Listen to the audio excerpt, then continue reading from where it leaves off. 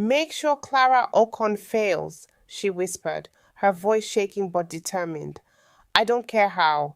Change her answers, mark her wrong, delete her score. Just make sure she does not see 200. She must not go to university before me. Mr. Silas counted the money under the table, smiled with teeth stained by too much kola nut, and nodded. Consider it done, Auntie. Your sister will never know. Hello, my people. Before we dive into this heart-wrenching, tear-jerking, drama-filled tale that will have you shouting at your screen, let me greet you properly. If you are new here or even if you are a regular, please do me a favor right now. Smash that subscribe button, turn on the notification bell so you never miss another story like this one.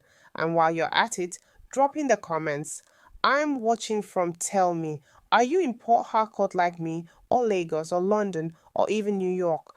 Let the whole world know where this story found you today. All right, gather your heart, because what I am about to tell you is not just a story.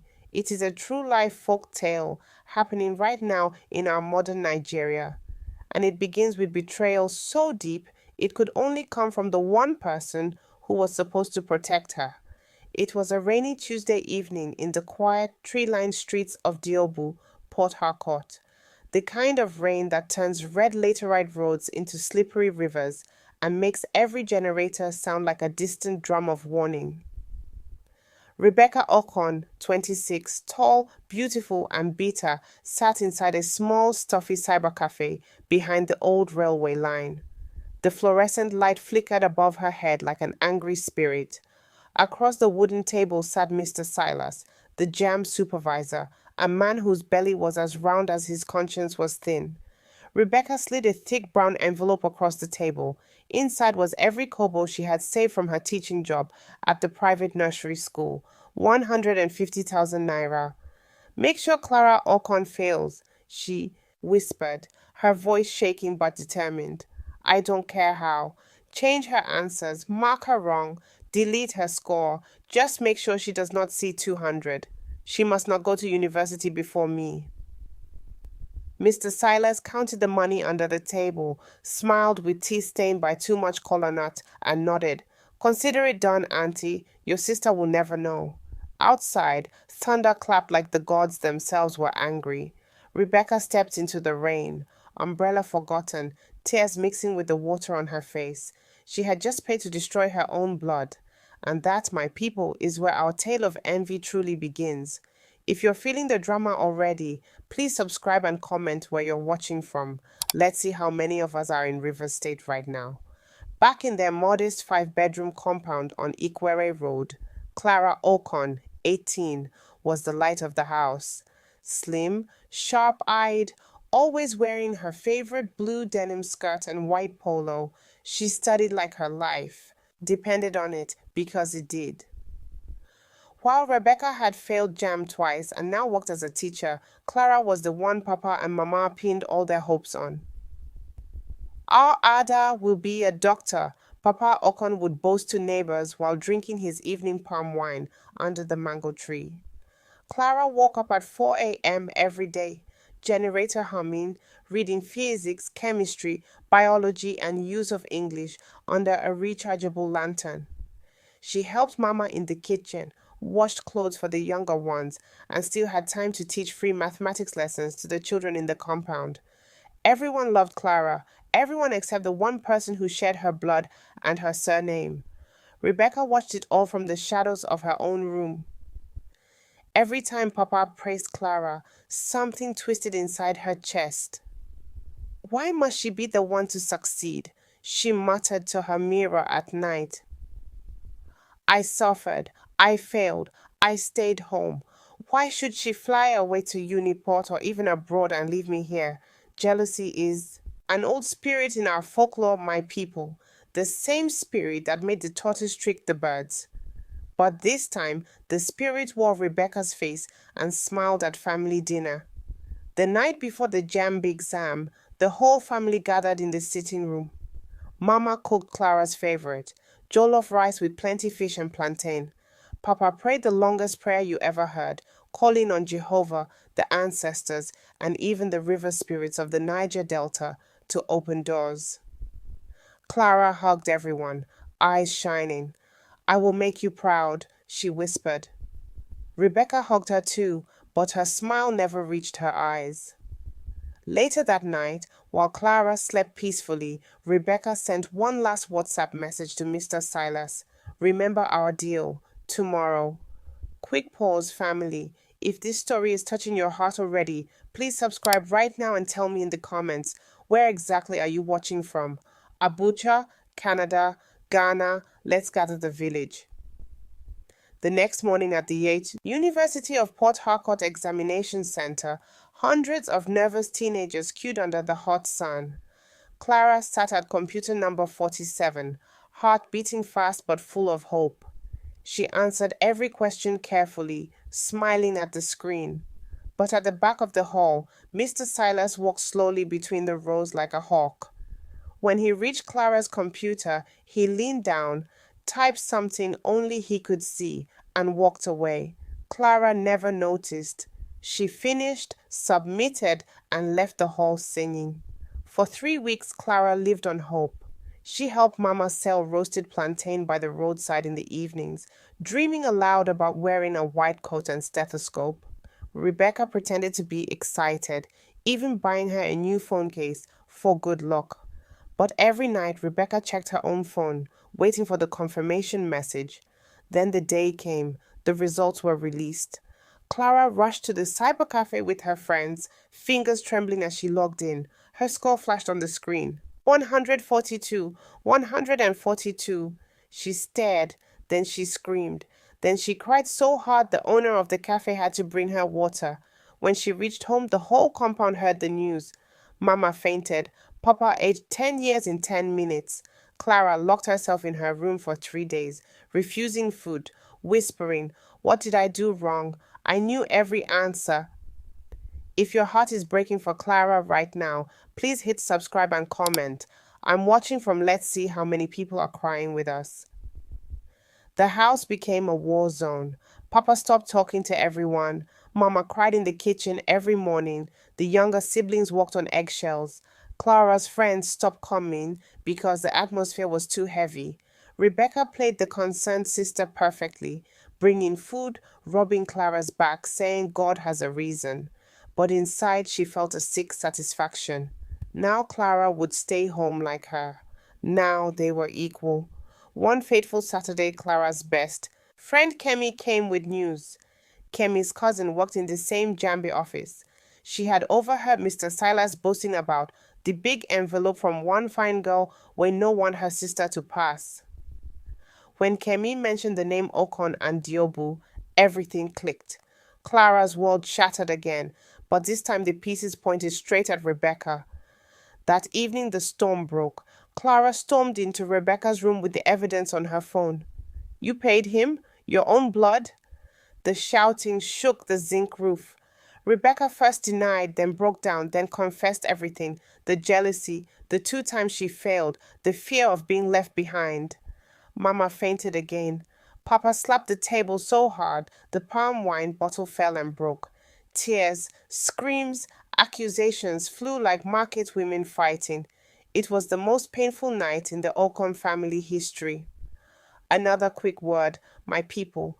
If you want more stories that will make you shout, cry, and learn, please subscribe now and drop your location in the comments. Are you in Port Harcourt with us or somewhere far? Let's know. The next weeks were hell. Papa almost chased Rebecca out of the house. Mama stopped cooking for her. But one night, the old woman from the next compound, Mama Nkechi, the storyteller of Diobu, came. She sat the whole family under the mango tree and told them an old folk tale about 2 sisters and a poisoned kola nut. By morning, something shifted. Rebecca fell on her knees, crying real tears this time. I was wrong. I let the devil use me. She promised to pay back every kobo and help Clara retake the exam. Clara, with the help of her church youth group and extra lessons paid for by the entire compound, registered again the next year. This time she scored 289. Uniport offered her medicine immediately. The day the admission letter came, The whole street celebrated with loud music and plenty pepper soup. Rebecca, now humbled, helped carry Clara's bags to school. The two sisters hugged for a long time, tears flowing again, but this time tears of healing. The mango tree in the Okon family compound on Ikwere Road in Port Harcourt had seen many seasons. It had watched children grow, arguments flare like the gas flares in the creeks, and laughter return after every storm. But never had it witnessed a silence so heavy as the one that settled over the family after Clara's second Jamb triumph. Rebecca Okon, once the proud elder sister who had worn envy like a second skin, now moved through the house like a ghost. Every morning she woke before the cocks crowed, swept the compound until her palms blistered, and cooked breakfast without being asked. She had sold her only gold chain, the one her late grandmother gave her, and paid back every single kobo of the bribe money to Clara's new account. It is not enough, she whispered to the mirror every night, but it is a beginning. Clara, now 19, and glowing with the fire of someone who had walked through fire and come out stronger, watched her sister with eyes that still carried shadows. Medicine at Uniport was calling, but her heart was torn. How do you forgive the hand that tried to clip your wings? Mama Okon, ever the peacemaker, would sit the two girls down every evening after dinner. Blood is thicker than water, my daughters, but forgiveness is the oil that keeps the lamp burning. Papa, still nursing the wound in his pride, said little. He only watched, his pipe smoke curling into question marks in the humid air. One Sunday afternoon, after church at Redeemed Christian Church of God along Abba Road, Rebecca took Clara's hand and led her to the same cyber cafe where the betrayal had been sealed. The owner, Uncle Emeka, recognized them and quickly gave them the back room. Rebecca opened her phone and showed Clara the WhatsApp chat with Mr. Silas.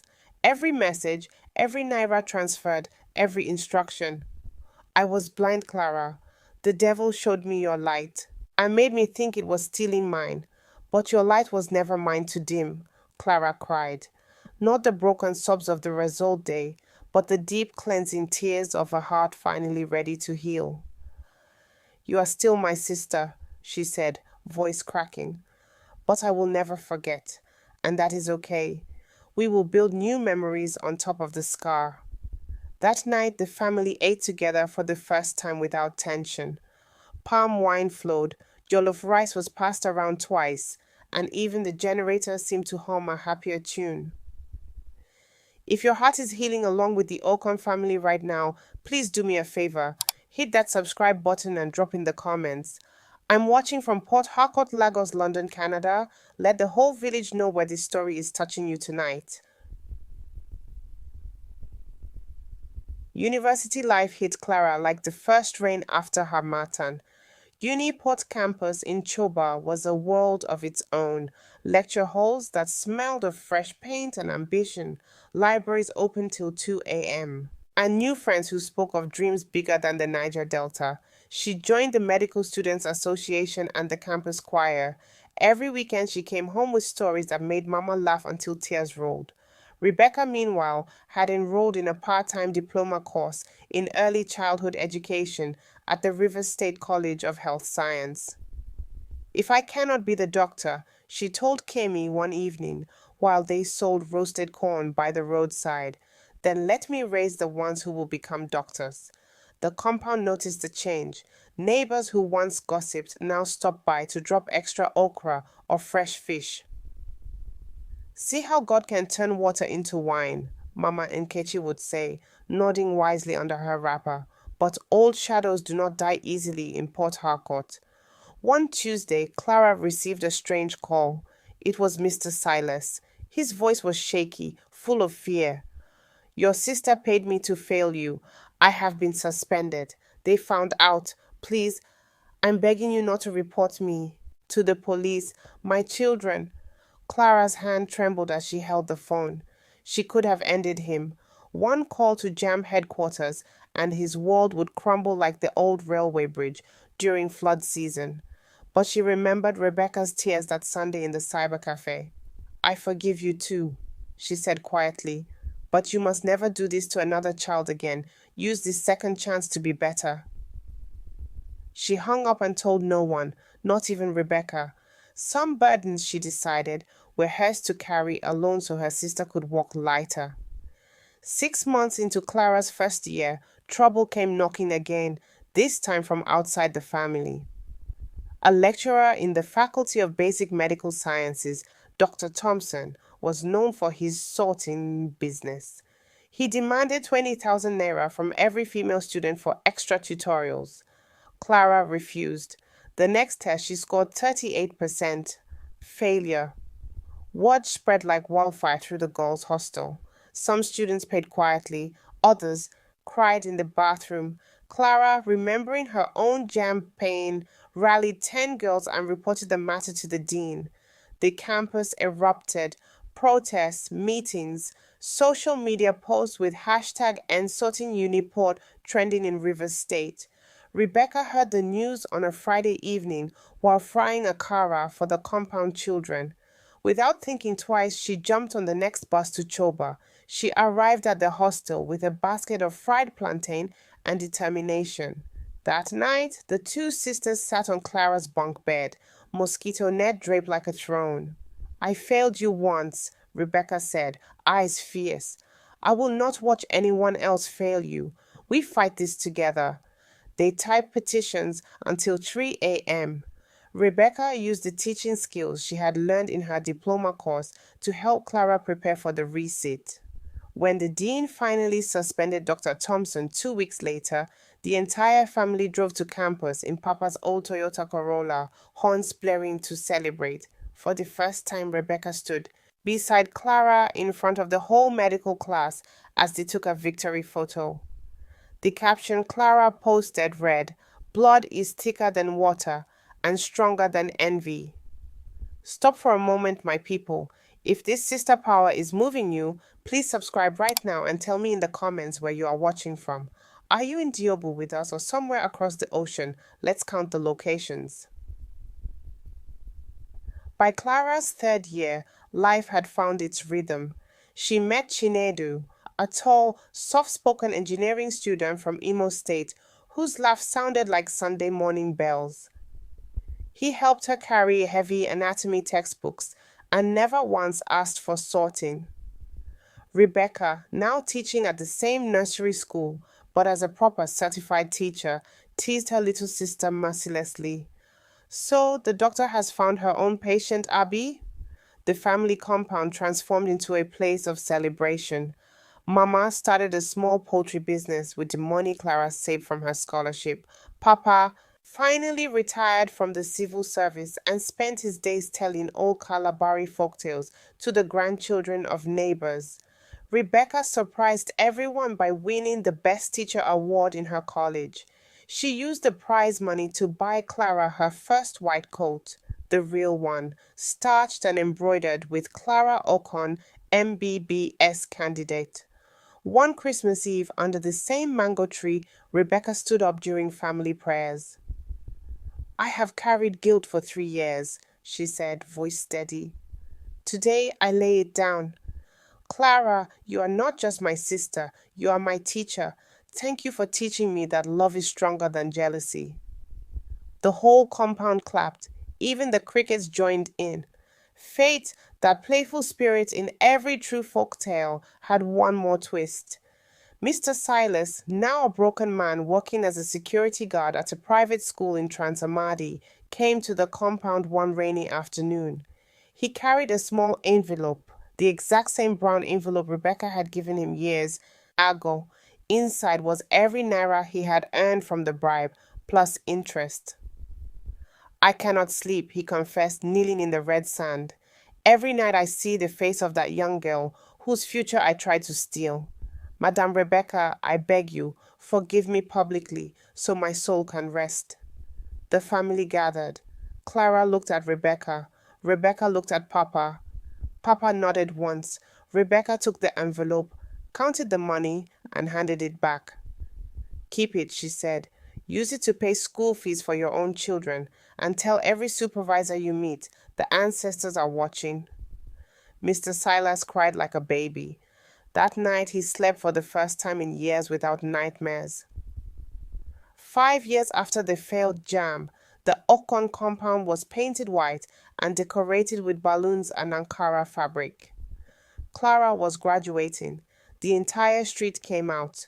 Mama Nkechi, now 92, sat on the plastic chair of honor and told the story of the two sisters to every new visitor. See what happens when envy dies. And love is reborn, she said, waving her walking stick. Clara walked across the makeshift stage in her full academic gown, hood swinging proudly. When she received her MBBS certificate, she did not look at the crowd first. She looked straight at Rebecca and mouthed, "We did it." Rebecca, standing beside Mama and Papa, cried so hard her new jail slipped. Chinedu proposed that same evening with a simple gold ring and a promise to support her through housemanship. The music played until dawn, high life, gospel, and even a little azonto. Years later, Dr. Clara Ocon, now a pediatrician at the University of Port Harcourt Teaching Hospital, returned to the compound every December with her husband and their two little girls. The mango tree had grown taller, its branches heavy with fruit. Rebecca, now head teacher of her own nursery school and married to a kind accountant from Oyigbo, would sit under that tree every evening telling the story to the new generation. Once upon a time in Port Harcourt, she would begin, voice soft and full of wonder. There were two sisters. One tried to kill the other's dream with money and lies, but the dream refused to die. And because of that refusal, both sisters became lights that still shine today. The children would clap and ask, "Auntie Rebecca, did you really do that bad thing?" And Rebecca would smile, no longer ashamed. "Yes, my loves, I did. And that is why I tell you the story every year, so you will choose light instead of darkness." Papa and Mama, now gray-haired and content, would watch from the veranda, holding hands. "Our girls," Papa would say, "turned pain into purpose." And so, my people, the folk tale of Clara and Rebecca Orcon does not end with tears or triumph alone. It ends with two sisters sitting side by side under the mango tree, passing the torch of forgiveness to every child who will listen. In the modern city of Port Harcourt, where the rivers still flow and the generators still sing their nightly song, envy lost, love won. And the ancestors smiled. If you have stayed with us from chapter 1 till this beautiful ending, you are now part of the family. Please, I beg you in the name of all good stories, subscribe right now so you never miss another tale like this. And drop your location in the comments one last time. I'm watching from whether you are in the creeks of the Niger Delta, the skyscrapers of New York, or the quiet streets of London. Let the whole world know that this story of redemption found you. Thank you for listening. May your own dreams never be sold in secret, and may your own sisters always choose light.